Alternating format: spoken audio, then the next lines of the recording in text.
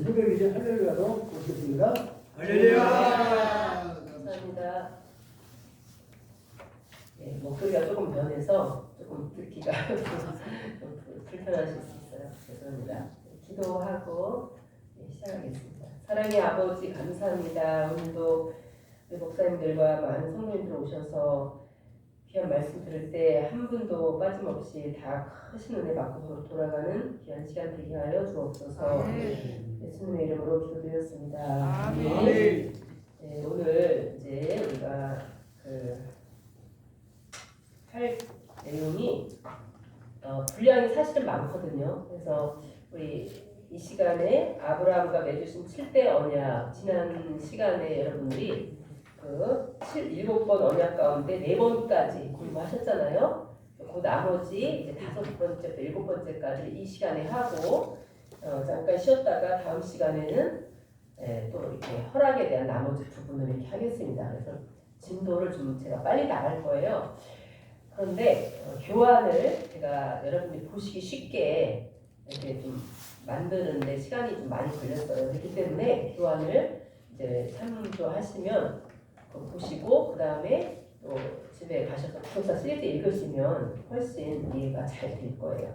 그래서 오늘 보겠습니다. 아브라함과 맺으신 7대 언약에서 오늘은 5번째에서 7번째를 할 건데요. 이게 있죠.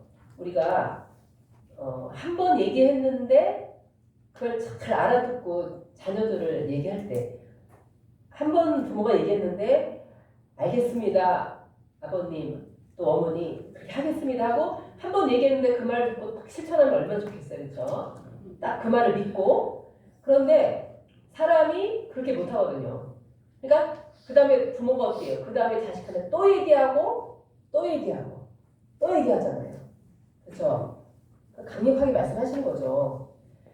그 전에 우리 원래 목사님도 우리한테 그 경건회 아침마다 경건회를 모였는데 모이시면 늘 이제 책망하시고 또 권면하시고 성경 말씀 대주시고 막 이러잖아요. 그러면은 어떤 부분에 대해서는 늘 똑같은 말씀. 그래서 어떤 때는 녹음기 틀어놓은 것 같다 이렇게 할 정도로 또 말씀하시고 또 말씀하시고 또 말씀 귀에 그냥 딱지 않고 말씀을 하시는 거예요. 그런 것처럼 하나님께서 아브라함에게 언약을 하셨는데 딱지가 않도록 말씀하시기 7번 언약을 하신 거예요. 이게 똑같은 내용입니다. 나라, 내가 너로 나라를 삼겠다. 그럼 나라에는 3가지 요소가 있잖아요. 그렇죠? 뭡니까? 국민, 주권, 영토.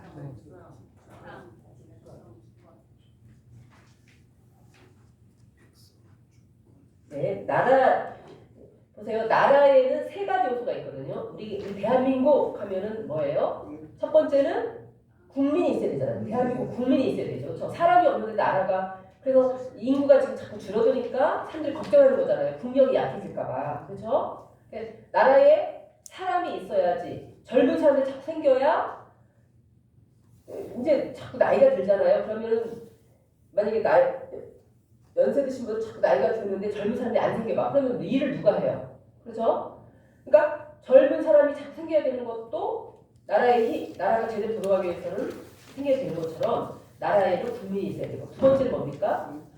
영토. 땅이 있어야 돼요. 땅이 있어야 되죠. 그 땅이 대한민국이라는 땅이 한반도에 있는 거잖아요. 그 나라가 있는 거고. 세 번째는 뭐가 있어야 됩니까? 주권이 있어야 되죠. 우리나라가 나라도 국민도 있고 땅도 있었는데 주권이 없었던 때가 있었잖아요. 일제시대 때. 주권이 없으니까 일본 사람이 지네 마음대로 와서 막 한 거 아니에요. 주권을 빼앗긴 거죠. 그러니까 하나님께서도 하나님의 나라를 세우시기 위해서는 이 3가지가 있어야 되는 거죠. 첫 번째는 뭡니까? 국민이 있어야 된다 그랬잖아요. 국민. 그러니까 아브라함한테 하시는 말씀이 야 내가 너를 나라로 만들어 줄게. 그럼 국민이 있어야 되잖아요. 그러니까 그러면 너가 나라 국민이 있어야 되니까 내가 너한테 자식을 줄게, 자손을 줄게 하신 거예요. 그래서 아브라함이 7대 언약 가운데는 자손, 아브라함한테 씨를 주시겠다. 이 약속을 계속해서 7번이나 하시는 거예요. 너한테 이제 아들 줄게, 아들 줄게, 아들 줄게 이렇게 하신 거죠. 그 다음에 세 번째 뭐라 그랬습니까? 첫 번째고 두 번째는 땅이 셈이잖아요. 근데 지금 아브라함이 어떤 형편이냐면 저 갈대아 우르라고 하는 그 메소포타미아 지역 거기서 지금 하나님께서 그 하란 땅으로 불러내셨거든요. 하란 땅으로 불러내셔갖고 이제 가나안 땅으로 데리고 오시면서 야 아브라함아 그러면 가나안 땅에 왔을 때 아브라함은 뭐예요? 그냥 지난번에 말씀드린 것처럼 38 따라지거든요. 그죠? 그냥 나그네. 근데 하나님이 아브라함한테 야 내가 너가 이 보이는 땅 있잖아 이거 다 너한테 줄게. 너가 내 자손에게 줄게. 이렇게 땅을 약속하신 거예요. 그러면은 나라에 국민이 있고 땅이 있고 그다음에 뭐가 있어요? 주권이 있어야 되잖아요. 그 주권은 뭡니까? 하나님의 말씀으로 다스리는 나라라는 거죠. 그럼 하나님의 말씀으로 다스리는 우리가 헌법에 순종하듯이 하나님의 말씀에 순종해야 되잖아요. 그죠? 그게 하나님의 나라. 하나님께서 아브라함을 통해서 만드시고자 하신 하나님의 나라. 이 세 가지입니다. 그래서 아브라함의 언약은 이러한 아브라함을 통해서 만드시고자 하는 하나님의 나라. 결국에 그 이스라엘 나라가 됐잖아요. 이스라엘 나라. 그 나라를 통해서 결국에 목적이 뭐예요? 이스라엘 나라를 제사장 나라 삼으셔가지고 전 세계를 하나님 나라 만드시는 거. 이게 하나님의 목적인 거죠. 그래서 우리가 여기에 교유 안에는 없지만 출애굽기 19장 5절 6절 한번 읽고 시작을 하겠습니다. 출애굽기 19장 5절 6절 한번 읽어보겠습니다.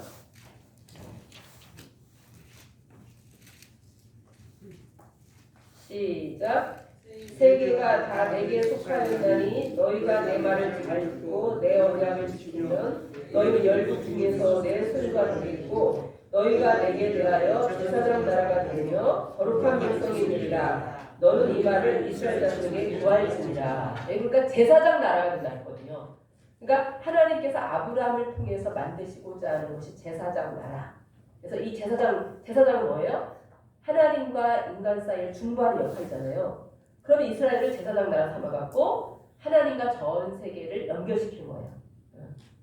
그래서 이렇게 해서 전 세계가 하나님의 나라를 만드시는 것이 하나님의 목적이었던 겁니다. 그래서 그러면 하나님께서 이러한 아브라함을 통해 하나님 나라를 만드시려고 이제 언약을 하셨는데 오늘은 5번째 언약이죠. 여기 보시면요. 언약은 구속사를 이루는 방편이다. 예, 이 언약이 성경의 신약, 구약 할 때 그 약자가 언약 약자잖아요. 그렇죠? 그러니까 하나님의 언약이라는 뜻이거든요. 그래서 이 구속사는 하나님의 언약을 매개로 해서 진행되는 거예요. 그래서 이 언약이라는 건 첫 번째, 지금 5번째 언약, 할례 언약에서 지금 하는 건데 제가 부연 설명 드리는 거예요. 그래서 언약이라고 하면은 뭡니까? 하나님의 우리가 여러분이 그 3권을 아직 공부 안 하셨겠지만 3권에 보면 그런 구속사시리 3권에 보면 언약은 뭐냐면 하나님의 일방적이고 주권적인 언약이라고 했어요. 하나님의 일방적인 언약이죠. 그러니까 하나님께서 야 아브라함아 내가 너로 나라를 만들어 줄게. 네 자손을 하늘의 별처럼 막 해줄게. 이게 하나님의 일방적 언약이죠. 아브라함 꿈에도 생각하지 못했던 거잖아요. 그죠? 아브라함 자식도 없는데 아브라함 자기 자손이 하늘의 별처럼 먹겠다라는 걸 상상도 못했거든요. 하나님 일방적으로 하시는 거예요. 그래서 하나님은 인간에게 언약을 하시는 거죠. 그러면은 아담이 범죄했을 때 아담이가 숨었잖아요. 그랬을 때 하나님께서 아담한테 야 아담아 내가 여자의 후손이 와서 뱀의 머리를 상하게 할 거야. 뱀의 머리를 깨부술 거야. 이렇게 말씀하셨거든요. 예수 그리스도에 대한 예언이잖아요. 하나님의 일방적 언약이죠. 인류를 구원하시겠다는 것 하나님의 일방적 언약입니다. 뭐 인간한테 승낙받고 인간을 의논해서 메시아를 보낼까 이런 게 아니라 하나님이 그냥 작정하시고 주권적으로 이렇게 하신 거예요. 그러니까 하나님께서 아브라함을 선택했어. 그렇죠? 아브라함을 선택해서 이렇게 언약을 하시는 건 하나님의 일방적인 거죠. 네. 그러니까 오늘날 우리가 이 자리에 여기 오신 것도 여러분이 하나님을 믿게 된 것도 또 구속사 말씀 받은 것도 하나님 일방적인 언약이고 일방적인 은혜고 허락입니다. 네. 네, 너무 감사하죠. 그래서 보시면 언약은 구속사를 이루는 방편이고 아브라함과 맺으신 언약의 목적은 하나님 나라 건설이다라고 했죠.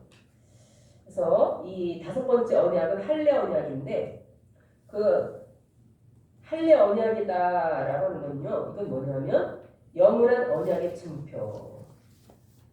이게 그 할례 언약이라는 것을 여러분이 오늘 처음 오신 분들도 계셔서 조금 설명드리면 할례라는 게 뭐냐면 할례는 그 우리나라 어린이들, 애기들도 어려서 그거 포경수술을 받는다고 해요. 포경수술, 그렇죠? 그런데 그것이 건강적으로도 엄청 좋대요. 근데 이스라엘 나라 사람들은 태어나면 이걸 하는 거예요. 난지 8일 만에. 예수님도 이 할례를 받으셨어요. 예. 이것이 언제부터 있었던 거냐? 아브라함 때부터 있었던 거예요. 예. 그래서 이 할례를 받은 사람은 뭡니까? 이스라엘 백성이다. 아브라함의 자손이다. 라고 하는 표시예요. 표시.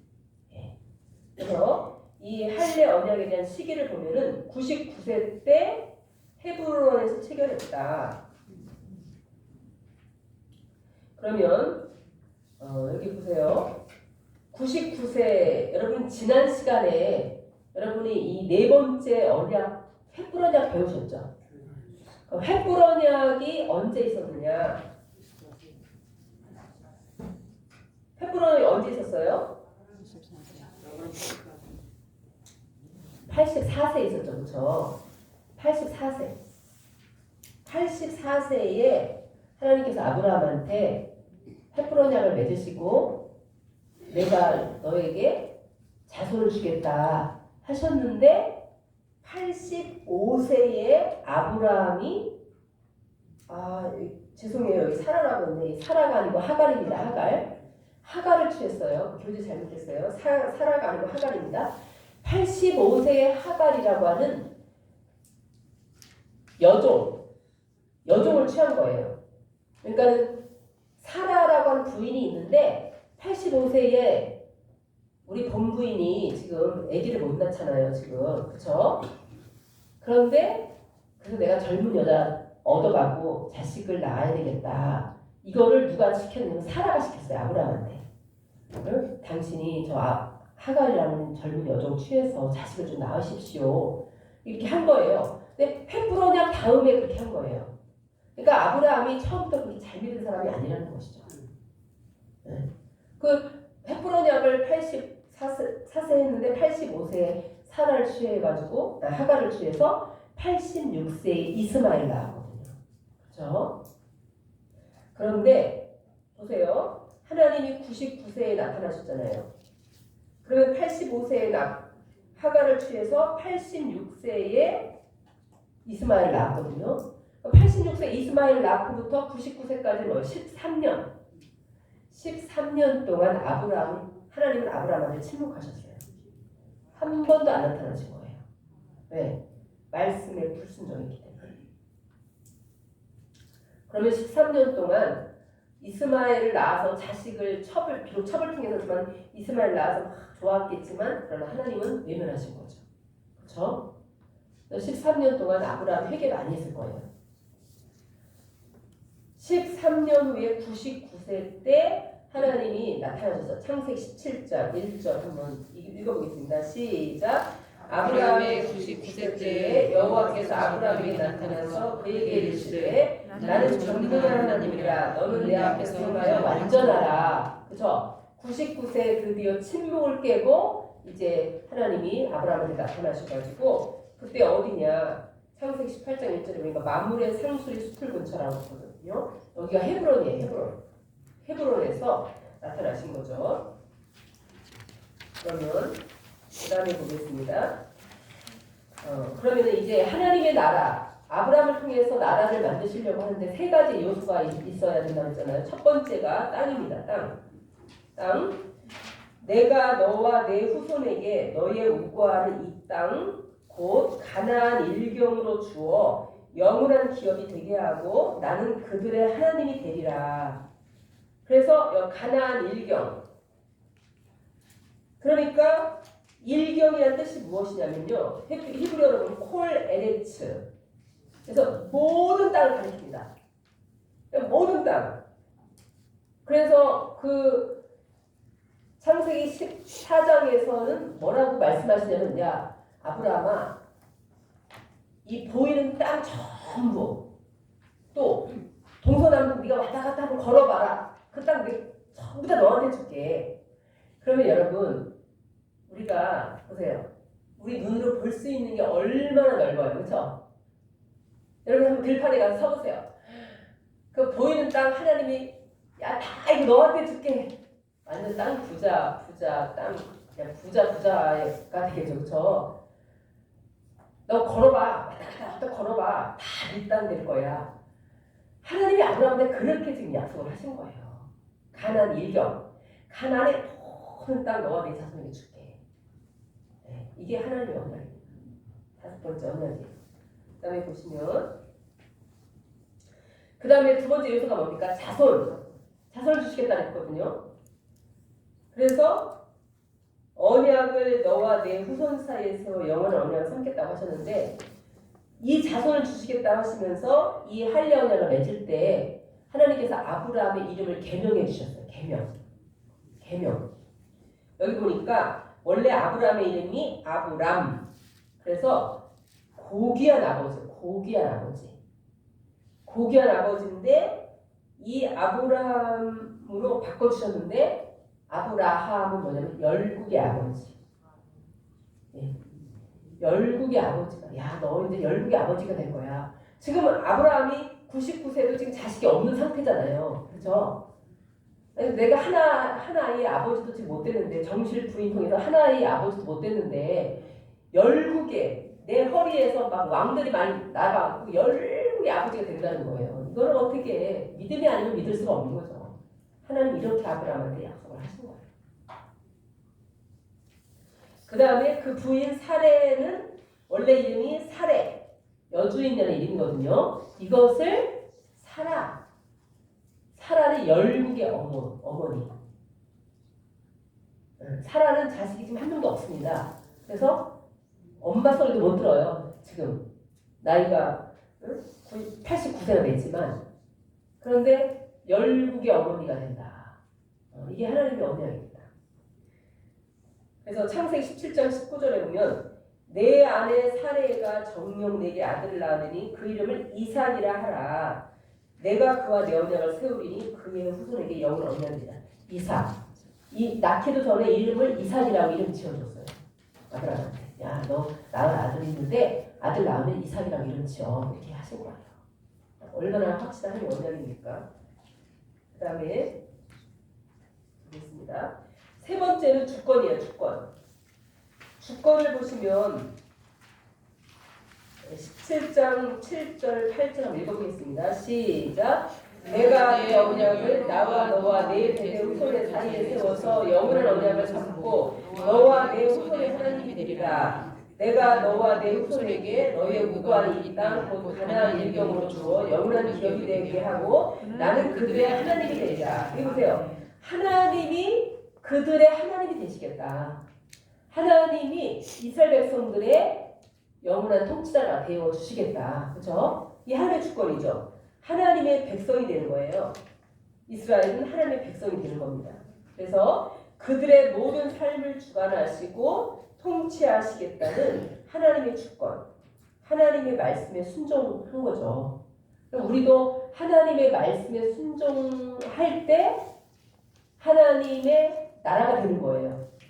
그렇죠? 하나님의 말씀의 다스리심을, 우리가 대한민국에 사니까 대한민국의 법의 그 다스림을 받잖아요. 우리가 잘못하면 교도소에도 가야 되고, 응? 이렇게 법의 그거 지배를 받잖아요. 그렇듯이 하나님의 백성이라면 하나님의 말씀의 지배를 받아야 되는 거거든요. 그게 하나님의 주권이에요. 만약에 받지 않는다, 나 하나님 말씀대로 살지 않아, 그러면 하나님 백성이 아닌 거죠. 그렇죠? 하나님의 통치와 다스리심을 받아야 내가 하나님 백성이 되는 거예요. 그래서 이렇게 하나님의 말씀의 다스림을 받겠다라고 하는 것이죠. 그 다음에 그래서 이 아브라함은 하나님이 자기한테 말씀하신 대로 그날의 아들과 이스마엘 아들과 또 그 집에 있는 모든 종들의 남자를 다 데려다가 양피를 베었다. 왜? 하나님 말씀에 순종한 거거든요. 이런 하나님의 주권의 다스림을 받는 것이 바로 아브라함의 일생이 이렇게 있다는 거죠. 그래서 하나님의 주권, 말씀에 순종하는 것이 주권이다라고 했습니다. 그러면 이 할례 언약의 구속사적 의미를 보겠습니다. 그러면 이 구약시대 때 아브라함부터 시작됐던 할례 언약, 이 할례 언약의 그러한 그 의미가 무엇이냐, 구속사적 의미가 무엇이냐, 오늘날 그것은 첫 번째는요, 할례는 언약의 표징. 그러니까 이스라엘 백성들이 할례가 없으면, 할례를 하지 않았으면 어떻게 해요? 하나님 백성이 아니에요. 그러니까 이 모세가 어떻겠어요?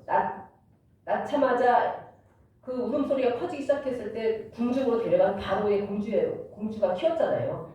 그러니까 할례 받을 기회가 없었죠. 그렇죠? 모세가 40년 궁중에서 사는 동안에.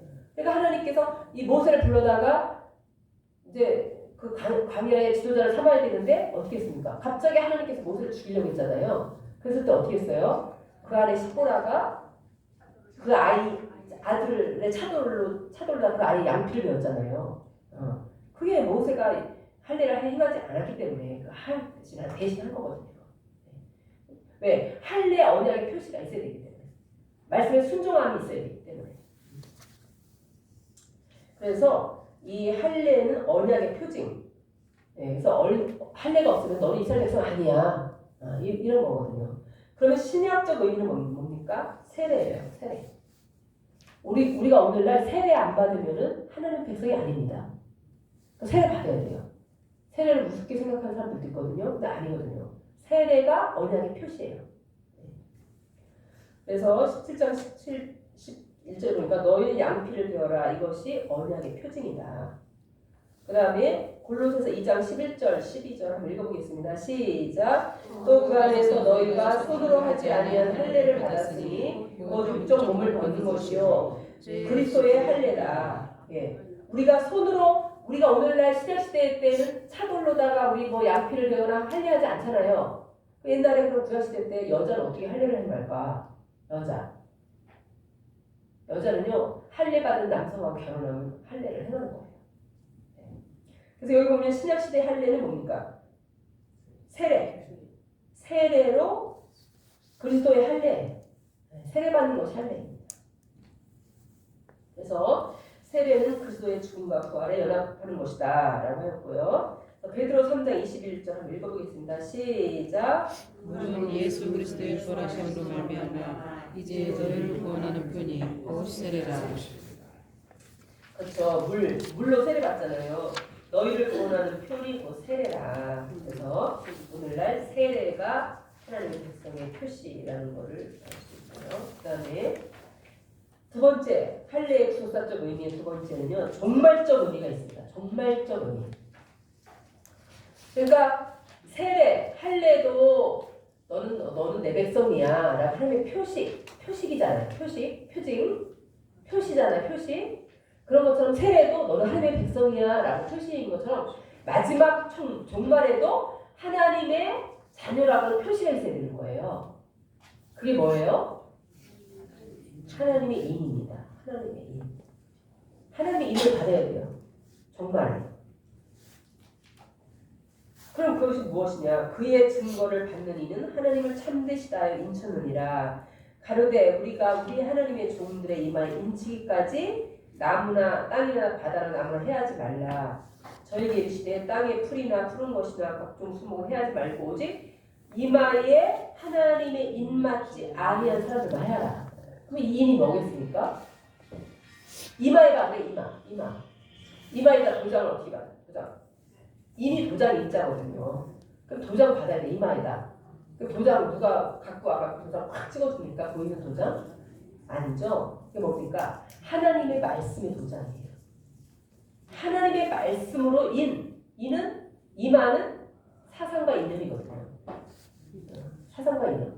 사상과 이념을 하나님의 말씀으로 부장하는 거. 이게 인받는 거예요. 마지막 때.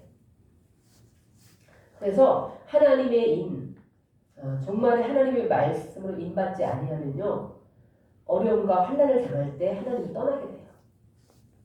떠나게 됩니다. 그래서 말씀의 인이 똑바로 박히면 교회가 어려우면 교회를 위해서 기도하고 교회를 모여요. 그런데 말씀의 인을 받지 않으면 어떻게 해요? 교회가 어려우면 교회를 떠나요. 나 피곤해, 골치 아파 이런 교회 나 편안한 데 가서 신앙생활 할 거야 이렇게 떠나죠. 우리가 어려움과 환난 당하면 하나님 떠나죠.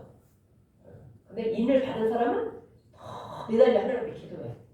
그럼 하나님께서 그 고난을 이길 수 있는 힘을 주시는 거예요. 그래서 종말의 인은 뭡니까? 우리가 하나님의 말씀의 인을 받아야 된다는 것을 말씀하고 있죠. 그 다음에 6번째 언약입니다. 6번째. 이 한련역 다음에 6번째 언약은 시기와 장소는 똑같이 99세예요. 똑같이 헤브론에서 받았어요. 왜냐하면 한련역 받은 다음에 이어서 바로 또 이 6번째 언약을 하셨습니다. 왜? 다시 한번 강조하기 위해서, 다시 한번 아브라함한테 확인시키기 위해서 이어서 또 한 번 언약을 하신 거예요. 13년 동안 침묵하셨다가. 그러니까 인간이 믿지 못하니까 또 말씀하시고 또 말씀하시고 또 말씀하시는 거예요. 그래서 18장 1절에 보니까 여호와께서 만물의 상수의 숲풀에서 나타나셨다라고 하였고 18장 2절에 보면은 18장이 쭉 나오는데요. 사람 셋이 맞은편에 섰다. 하나님의 사자가 왔어요. 사람 셋이 왔습니다. 나타나시니라 이것은 자신을 나타냈다라고 하는데 하나님께서 아브라함에게 스스로 사람의 모습으로 자신을 나타내셨다라고 하였죠. 그 다음에 보시면 보세요. 하나님께서 오정에 아브라함 장막에 직접 나타나신 것은 아브라함과 사라에게 이삭 탄생에 대한 강한 확신을 심어주기 위해서 나타나신 거예요. 강한 확신. 그래서 창세기 18장 9절 10절 한번 읽어보겠습니다. 시작. 그들이 아브라함에게 이르되 내 아내 사라가 어디있느냐 대답하되 장막에 있나이다. 그가 가라사대 기한이 이를 때에 내가 정령 내게로 돌아오리니 내 아내 사라에게 아들이 있으리라 하시니 사라가 그뒤 장막문에서 들었더라. 보면은 그 성경에 보면요 사라가 장막문에서 듣고 웃었어요. 호호호호 내가 어떻게 지금 여러분 생각해 보세요. 우리 오늘 연세 드신 성도님들도 많이 오셨는데 지금 89세거든 사라가. 아브라함 99세니까 89세 할머니한테 나타나고 야 너 아들 낳을 거야 이러면 그거 믿어지겠어요? 안 믿어지죠. 내가 웃었어요. 사라도 웃었어. 기가 막히다. 하나님도 참 어떻게 저렇게 말씀하시지. 내가 지금 몇 살인데 나한테 자식을 낳는다고 해 이렇게 하신 거란 말이죠. 그런데 나중에는 어떻게 했어요? 하나님이 또 말씀하시니까 결국에는 사라도 믿을 수밖에 없죠. 그렇죠? 나이 늙어 단산하였으나 잉태한 힘을 얻었으니 이는 약속하신 이는 미쁘신 줄 알미라. 약속하신 이는 진실하신 줄 알미라. 하나님은 거짓말하지 못하시는 분. 그렇죠? 하나님은 다 하실 수 있는데 못하는 게 하나 있어. 뭐냐면 거짓말. 그래서 하나님은 성경의 66권 말씀하신 대로 이루어졌어요. 다. 그러니까 아브라함한테 너 75세부터 말씀하신 거 아니에요. 너 75세지만 네 자손이 이렇게 많아져갖고 나라가 될 거야. 근데 됐잖아요. 그렇죠? 이런 것처럼. 그래서 그 호세아 14장 2절에 보면요. 하나님께서 이런 말씀하셨어요. 너는 말씀을 가지고 돌아오라. 그래서 우리가 마지막 때는요. 남는 것 우리 하나님 갈 때 말씀밖에 없는 거예요. 아멘. 보세요. 우리가 세상 떠날 때 우리가 동행을 하겠습니까? 내 아내가 동행을 하겠으며 내 남편 동행을 하겠으며 누가 나와 친구가 동행을 하겠습니까? 하나님의 말씀만 내가 갖고 가야 돼요. 그러니까 우리는 원로사님 늘 그런 말씀하셨어요. 죽기 3일 전에 하나님 보여주신대요. 우리 일생에 대해서. 3일 전에 너가 태어나서부터 지금까지 어떻게 살았는지를 다 보여주신대요. 그리고서는 회개 안 시키고 데려가신대요. 그래서 저는 사적인 얘기지만 저희 아버님이 97세에 하늘나라 가셨는데 저희 어머니는 이제 교회 권사님이었고 물론 우리 아버님도 이제 뭐 교회 공로 집사 같이 이제 집사님으로 계셨어요. 근데 어머니만큼 믿음이 확고하지 않으셨어요. 시골교회에서 이제 신앙생활 하셨는데 어머니는 늘 새벽 기도하시고 늘 말씀 성경 보시고 연세드셔 아프신 중에도 그렇게 찬송을 혼자 부르시고 늘 그러셨거든요. 아버님은 그러시지 못하셨어요. 교회는 주일날 가셨죠. 그런데 병원에도 입원을 하셨거든요. 가시기 전에 병원에 입원을 하셨는데 딱 한 달 계셨거든요. 근데 그날도 제가 이제 저는 그냥 병문안 간 거예요. 돌아가실 줄 모르고 그러니까 돌아가시기 전날 간 거죠. 제가 가가지고 제가 이제 한 2시간 정도 아버님 1인 시대에 계셨으니까 찬송가 불러드리고 그다음에 성경 읽어드리고 천국이 어떤 곳이라는 거 설명해드리고 계속 하면서 또 사도신경 고백하고 아버지 지금까지 지은 모든 죄 다 회개하고 제가 기도하면서 따라서 하시고 뭐 그때 통증이 굉장히 많으셨거든요.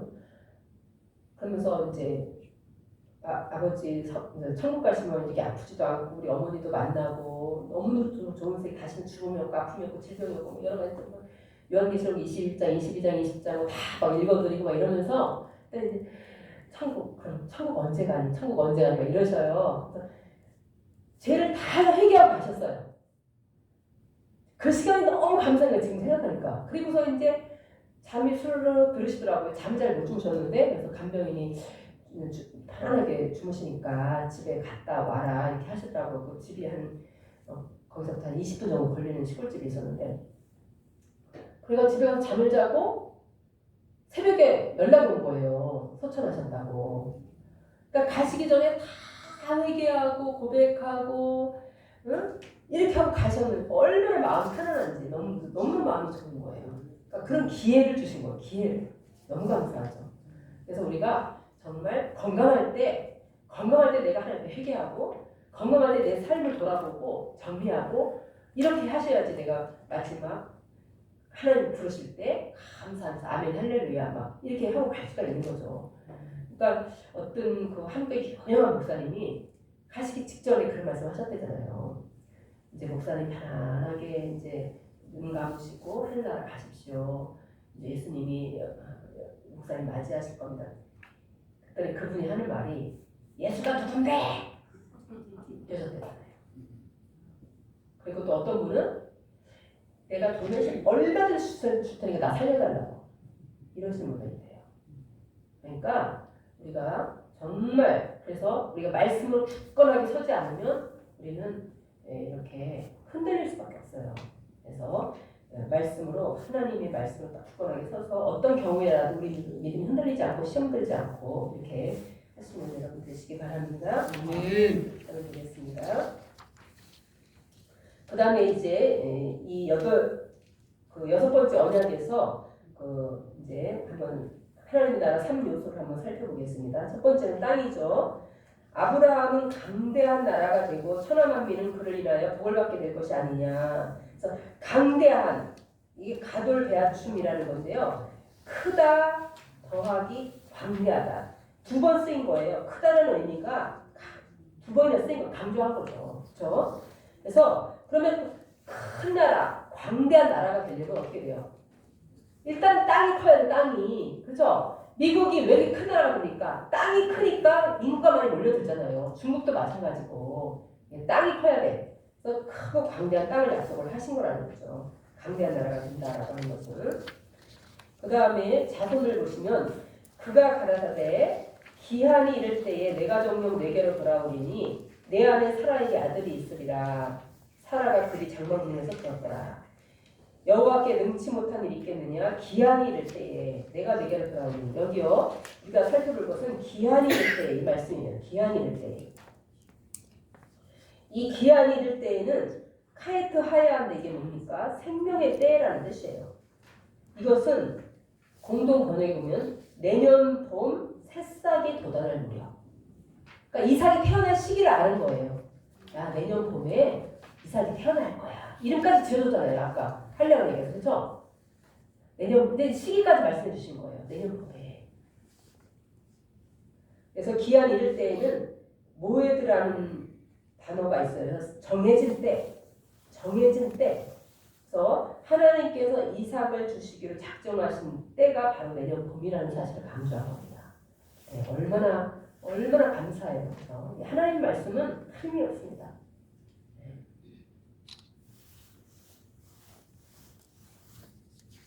그 다음에 보겠습니다. 주권. 그러면 이제 땅과 자손에 대한 약속을 하셨죠. 주권에 대한 약속. 아브라함은 하나님께서 아브라함에게 복을 주시겠다. 하나님의 주권이죠. 하나님의 마음이에요. 아브라함을 택해서 아브라함한테 복을 주신다는 것은 아브라함은 강대한 나라가 되고 천하만민은 그를 인하여 복을 받게 될 것이 아니냐. 정한 때가 되면 하나님의 주권대로 반드시 또한 약속이 성취가 된다. 약속. 그래서 창세기 21장 1절 읽어보겠습니다. 시작. 여호와께서 그 말씀대로 사라를 공부하셨고 여호와께서 그 말씀대로 사라에게 행하셨으므로. 말씀대로 하나님의 말씀대로 사라를 공부하시고 말씀대로 행하셨다. 그래서 이게 하나님의 주권이죠. 창세기 18장 14절에 보니까 여호와께 능치 못한 일이 있겠느냐. 왜? 하나님은 왜 이렇게 하나님 주권을 하실 수가 있느냐. 하나님은요 능치 못한 게 없는 것이죠. 마음 먹고 다 하실 수 있는 거예요. 네, 마음 먹고 다 하실 수 있습니다. 마지막에 구속사적 의미를 봅니다. 구속사적 의미는요.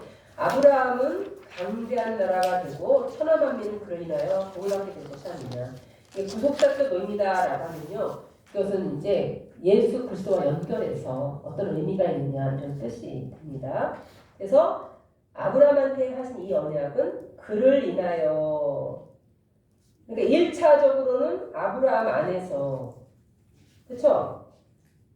왜? 아브라함을 통해 나라를 만들어가지고 그 자손 가운데 누가 와요? 예수님이 오시잖아요. 그러니까는 그 보이는 이스라엘 나라를 그래서 만드신 거 아닙니까? 보이는 이스라엘 나라는 예수님 오시기까지가 효력이 있는 거예요. 오늘날은 뭡니까? 오늘날은 영적 이스라엘 나라, 제사장, 영적 제사장 나라가 중요한 거죠. 예수님 오시기까지는 그 나라를 지켜주고 보존해야 돼. 왜? 예수가 오셔야 되니까. 메시아가 와야 되니까. 그렇죠? 그래서 그 아브라함 한 사람을 통해서 이스라엘 나라라는 민족이라는 게 생겨진 거잖아요. 거기서 유대인으로 예수님이 오신 거잖아요. 그렇죠? 아브라함의 자손으로 오신 거잖아요. 그래서 아브라함 안에서 1차적으로는 아브라함 안에서인데 궁극적으로는 예수님 안에서 아브라함의 씨로 오신 예수님 안에서 천하만민이 복을 받는다는 그런 뜻입니다. 그렇죠? 정령 돌아오리니 이건 반드시 돌아온다. 반드시 돌아온다라고 하였는데 이것은 뭡니까? 내가 정령 돌아오리니 사라에게 아들이 있겠다라고 했잖아요. 이것은 무슨 뜻이냐면 재림의 약속이라고 할 수 있어요. 재림. 마태복음 16장 27절 한번 읽어보겠습니다. 시작. 인자가 아버지의 영광으로 그 천사들과 함께 오리니 그때 각 사람이 일한 대로 갚으리라. 예, 하나님이 반드시 오시는 거죠. 재림. 요한복음 14장 13절 시작. 가서 너희를 위하여 처소를 예비하면 내가 다시 와서 너희를 내게로 영접하여 나 있는 곳에 너희로 있게 하리라. 반드시 예수님이 재림하셔서 우리를 데리고 가시겠다라는 것입니다. 그렇죠? 다음에 보겠습니다. 7번째 언약, 마지막 7번째 언약입니다.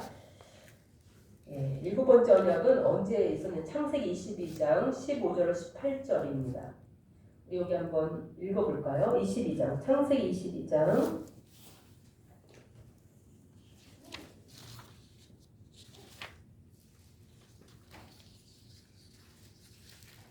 15절 15절로 18절 한번 읽어볼게요.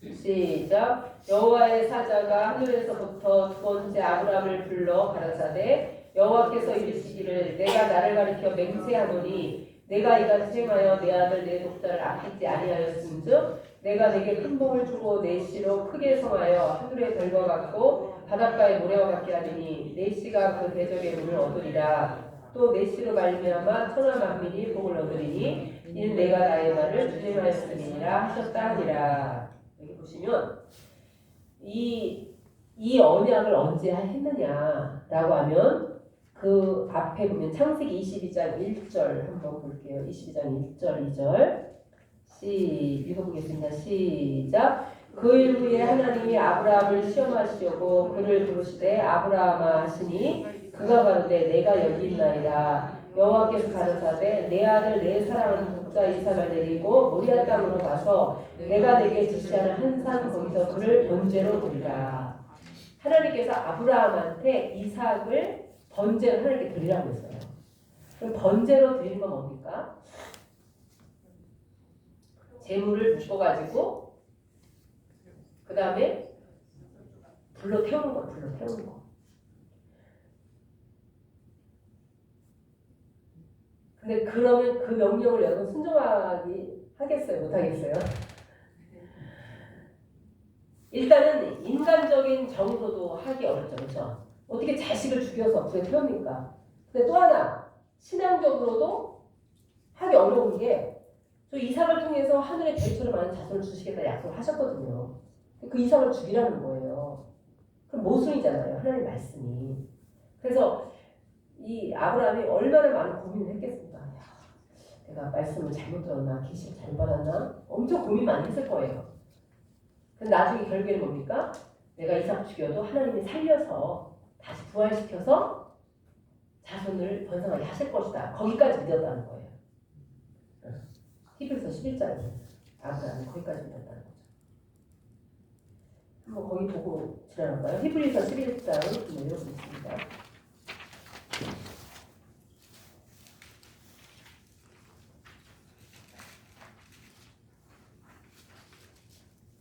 히브리서 11장 17절 19절 히브리 11장 17절 19절 한번 읽어보겠습니다. 히브리서가 366페이지 신약성경 읽어볼게요. 시작. 아브라함은 시험을 받을 때 믿음으로 이삭을 드렸으니 저는 약속을 받은 자로되 그 독생자를 드렸느니라. 저에게 이 말씀하시기를 내 자손이라 칭할 자는 이삭으로 말미암으리라 하셨으니 저가 하나님이 능히 죽은 자 가운데서 다시 살리실 줄로 생각한지라. 비유컨대 죽은 자 가운데서 도로받은 것입니다. 그렇죠? 능히 죽은 자 가운데서 살리실 줄로 생각하는 이 믿음까지 여기까지 믿었다는 거예요. 아브라함이. 그래서 그냥 죽인 거예요. 죽이려고 한 거예요. 이미 죽인 거랑 같은 거죠. 그런데 이때가 언제냐? 다시 1절로 돌아오면요. 125세에서 136세라고 했잖아요. 아브라함이. 그럼 아브라함이 100살에 이삭을 낳았죠. 그렇죠? 그럼 아브라함이 100살에 이삭을 낳을 때 사라는 몇 살입니까? 90세잖아요. 그러면 창세기 지금 아브라함이 이삭을 바치는 사건이 창세기 22장에 있거든요. 그러니까 사라가 죽은 것은 창세기 23장 1절이에요. 그러면 사라가 죽었을 때 나이를 127세라고 말씀하셨어요. 창세기 23장 1절에 127세. 그럼 이때 아브라함의 나이는 몇 세입니까? 137세죠. 그러면 창세기 22장 먼저 사건이 있었기 때문에 이삭 바친 사건이 있었기 때문에 137세 이전에 일어났던 사건이에요. 그렇죠? 그러면은 아브라함 136세까지에서 있었던 사건이죠. 그런데 그 이삭이 모리아산을 갈 때에 나무 그 번제에 쓸 나무를 지고 갔거든요. 짊어지고 왔어요. 네, 어깨다 지고 갔습니다. 그러면 어린애면 그거를 거기서 짊어지게 했겠냐 이거죠. 창세기 22장 한번 보세요. 창세기 22장 6절 보면요. 6절 한번 보겠습니다. 시작. 아브라함이 이에 번제 나무를 취하여 그 아들 이삭에게 지우고 자기는 불과 칼을 손에 들고 두 사람이 동행하더니 그렇죠. 번제 나무를 이삭의 어깨에다가 메울 거예요. 그러면 어린애한테 메우지 않겠죠.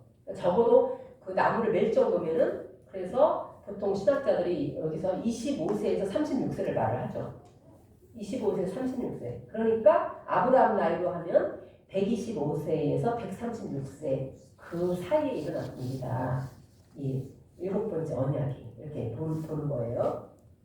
그래서 아브라함 125세에서 136세에 일어났던 사건이다. 일어났던 언약이다라고 하는 것입니다. 다음에 보겠습니다. 그럼 이제 땅에서 살펴보면은 창세기 22장 2절에 보니까 그 하나님께서 아브라함이 이삭을 바치는 것을 보고 그러니까 이삭도 대단한 거예요. 이삭도. 왜? 25세에서 36세면 얼마든지 아버지보다 힘이 세잖아요. 지금. 아버지 136세 125세 할아버지인데 힘이 있어요? 없잖아요. 장정이잖아 이삭은.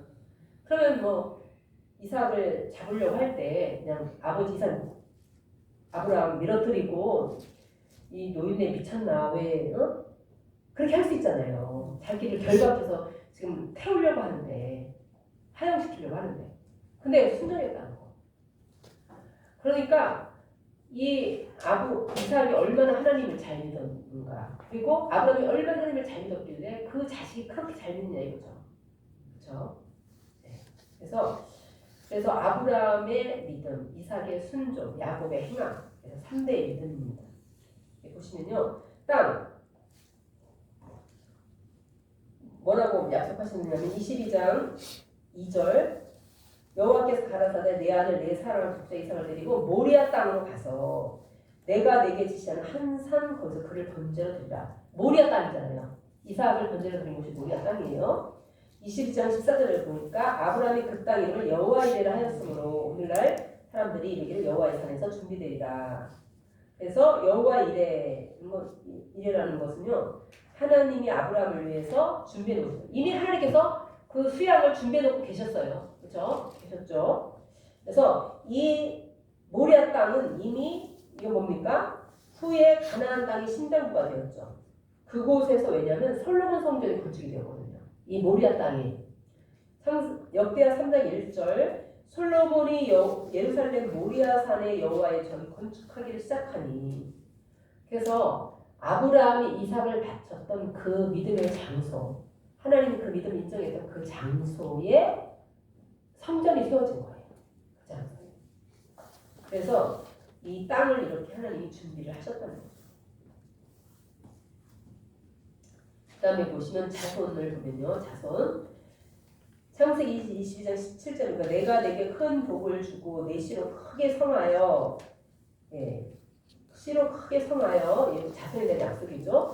하늘의 별과 같고 바닷가의 모래와 같게 하리니 내 씨가 대적의 문을 얻으리라. 여기서 크게 성하여라는 것이요. 크다라는 라바가 2번이나 반복이 됐다는 거예요. 그러니까 크게 성하 내 씨로 크게 번성케 하겠다 이런 뜻입니다.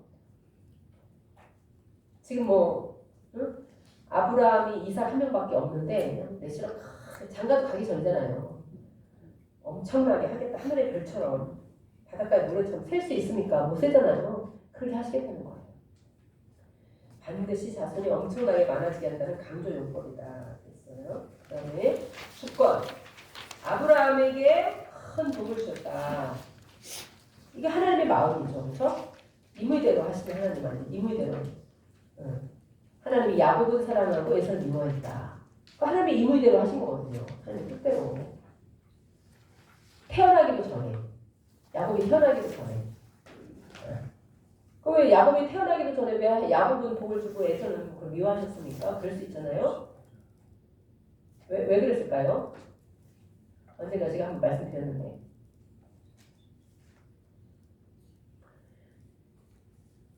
하나님은 벌써 야곱의 일생을 다 보셨다는 거예요.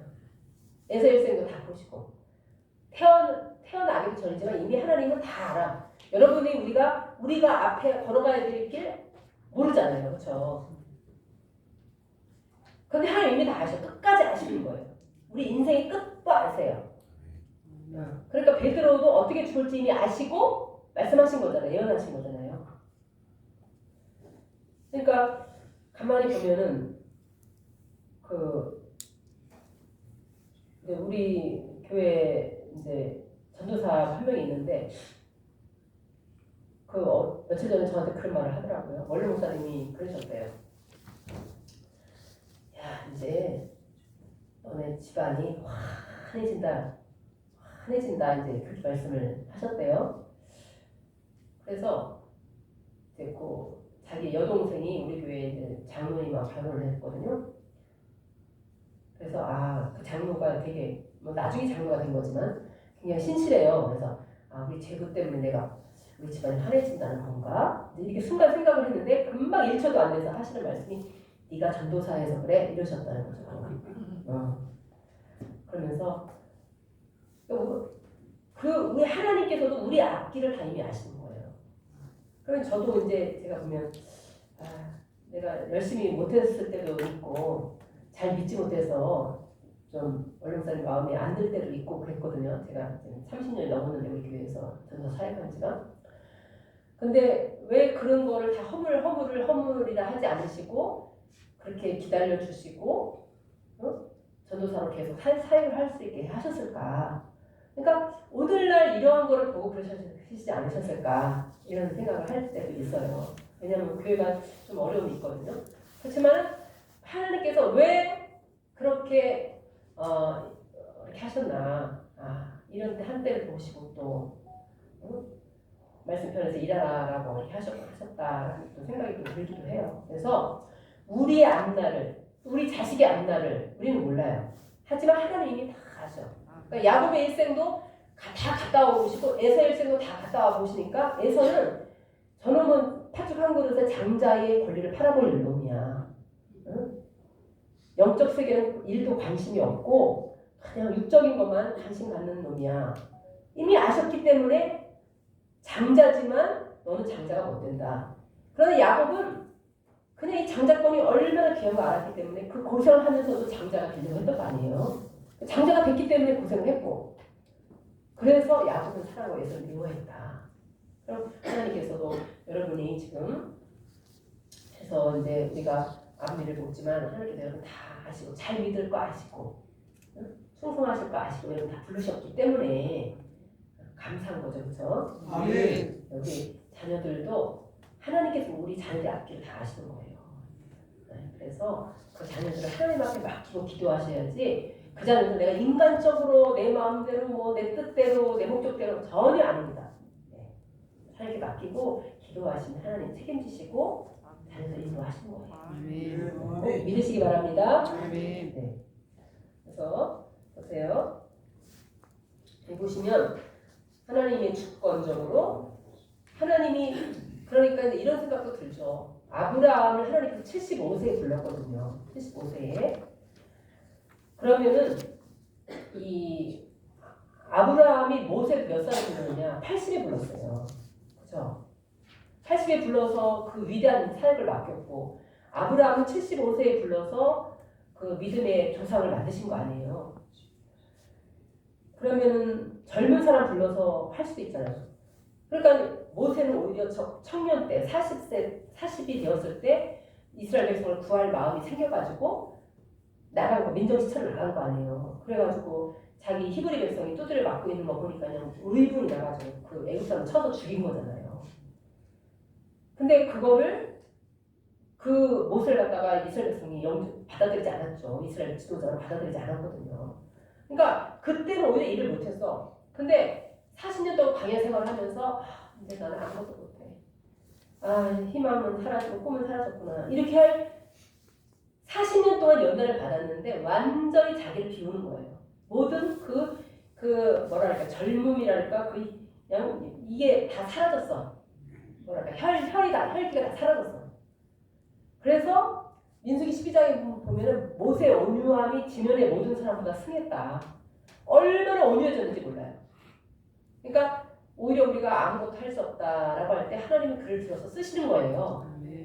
네. 우리가 인간의 모든 게 다 사라졌기 때문에. 네. 그런 면에 보면 우리 얼마든지 우리 정말 하나님 말씀에 오직 순종합니다. 이런 마음 갖고 여러분이 하시면 얼마든지 교회에 충성하실 수 있죠. 그렇죠?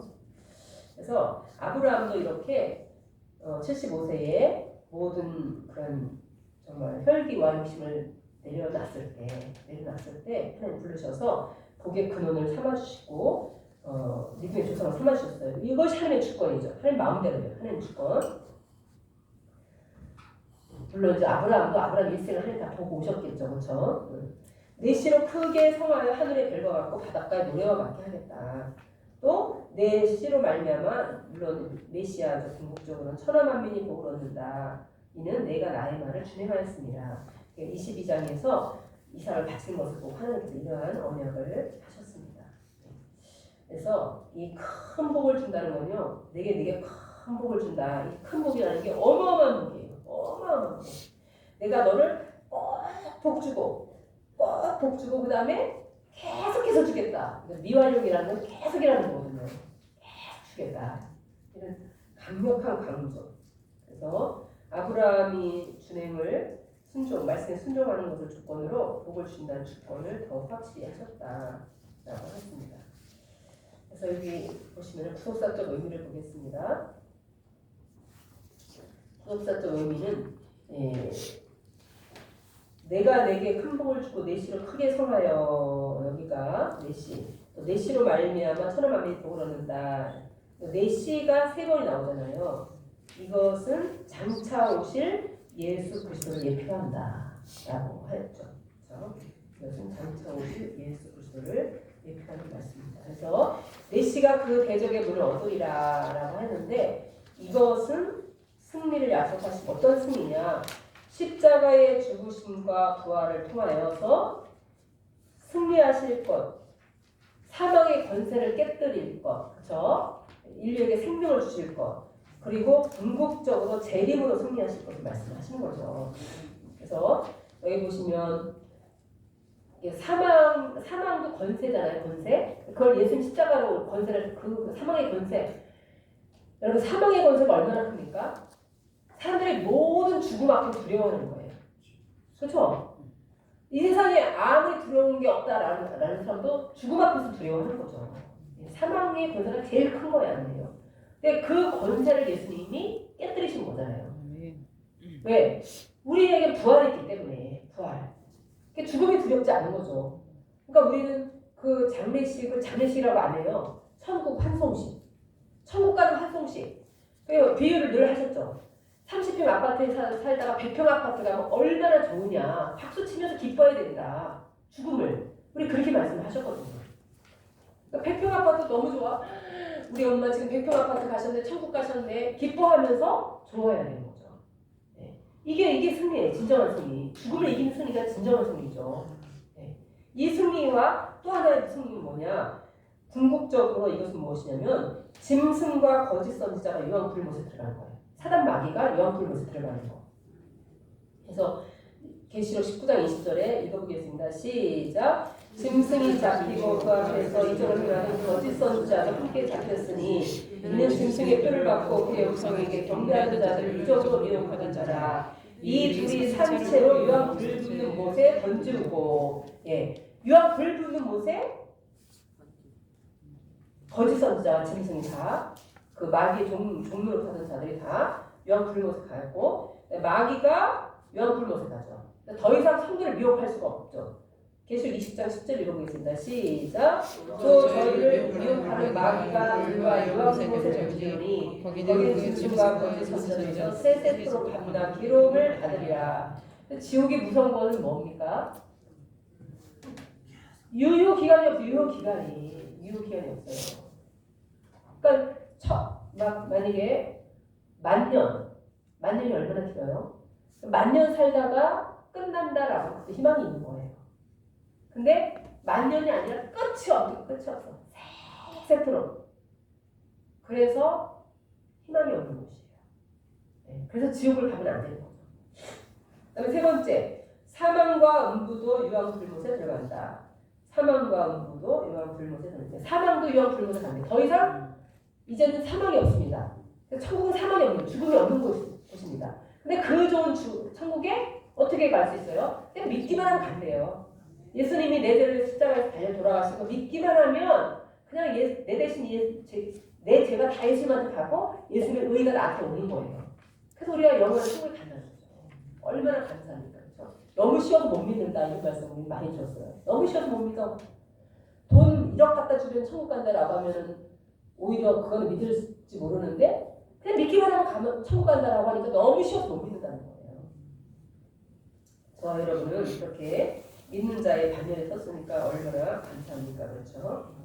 그래서 마지막으로 이제 하나 더 정리를 했는데 이것은 지금까지 한 내용들입니다. 그래서 결론적으로 아브라함의 7가지 언약의 종착점은 하나님 나라의 건설이다. 그렇죠? 그래서 이 하나님 나라에 대한 그 나라에 대한 3가지 요소를 이렇게 첫 번째, 두 번째, 세 번째, 네 번째, 다섯 번째, 여섯 번째, 일곱 번째 7 완전수의 로 이렇게 7번 언약을 하셔서 이 언약이 확실하다 해서 확실하게 그것을 이루셨다는 것을 여러분이 믿으시고 하나님의 말씀은 1.1도 틀림이 없습니다. 반드시 이루어진다는 게 있고 오직 성경 말씀을 읽고 듣고 깨닫고 지키는데 정말 전심을 다하는 저와 여러분 다 되시기 바랍니다. 기도하겠습니다. 사랑의 아버지 진심으로 감사합니다. 하나님께서 아브라함을 통해서 한 나라를 세우셔서 메시아가 오게 하시고 그로 말미암아 천하 만민이 복을 받게 하려는 하나님의 절대 주권적인 아버지 섭리와 예정 가운데 하나님 말씀하신 그대로 아브라함에게 큰 아버지 하나님 하늘의 별과 같은 자손을 허락하시고 또 가나안 일경을 허락하시고 또 하나님 말씀이 지배하고 하나님의 말씀이 아버지 하나님이여 통치하고 그 말씀에 순종하는 이스라엘 나라를 만드셔서 아버지의 섭리를 이루셨사오니 거룩하신 아버지 우리들도 늘 하나님의 말씀에 아버지 하나님이여 100% 그 말씀이 정말 살아계신 하나님의 말씀인 것을 믿고 순종하고 아버지 하나님 지키고 행함으로 아버지 영원한 천국에 우리 모두가 함께 입성하는 아버지 우리 모든 목사님들과 우리 모든 성도님들 다 될 수 있도록 인도하여 주시옵소서. 모든 말씀 읽을 때 거룩하신 예수님의 이름으로 기도드렸습니다. 아멘.